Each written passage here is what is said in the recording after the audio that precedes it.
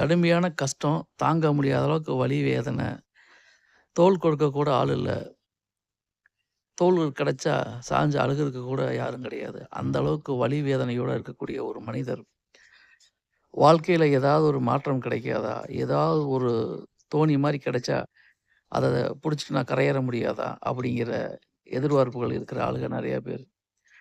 ஆனா, எல்லாருக்கும் ஜாதக ரீதியா காரணம் சொன்னாலும், தவிர்க்க முடியாத அளவுக்கு மிகவும் வார்த்தைகளால் விவரிக்க முடியாத அளவுக்கு வலி, வேதனைகள் இருக்கக்கூடிய நபர்களுக்கு ஒரு சின்ன பரிகாரம் என்ன அப்படின்னா, அவங்க எந்த கோயில்ல குலதெய்வம் கோயிலோ அல்லது இஷ்ட தெய்வத்து கோயிலோ, அங்க போயி முடி காணிக்கை செலுத்துவது அப்படிங்கிறது மிக அற்புதமான பரிகாரம்.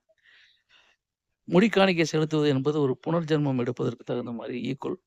அதனால உங்க என்னதான் கஷ்டம் இருந்தாலும் சரி, உங்க குலதெய்வம் கோயில்லயோ அல்லது இஷ்ட தெய்வ கோயில்லயோ சென்று முடி காணிக்கை செலுத்திவிட்டு, மீண்டும் ஒரு புது பிறப்பு எடுத்ததைப் போல் உணருங்கள். நிச்சயமா வாழ்க்கையில நல்ல மாற்றங்கிறது வரும். மொட்டை போடுறது அப்படிங்கிறது மிகப்பெரிய பலத்தை கொடுக்கக்கூடிய விஷயம். இந்த மாரி ரொம்ப தாங்க முடியாத, ரொம்ப சிரமப்படுற நபர்கள் இத செஞ்சு பாருங்க. நிச்சயமா வாழ்க்கை புனர்ஜென்மம் எடுக்கும்.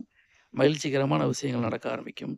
அந்த இறைவன் உங்களுக்கு அருள் செய்வார். செய்து பாருங்கள் சிறப்படையுங்கள்.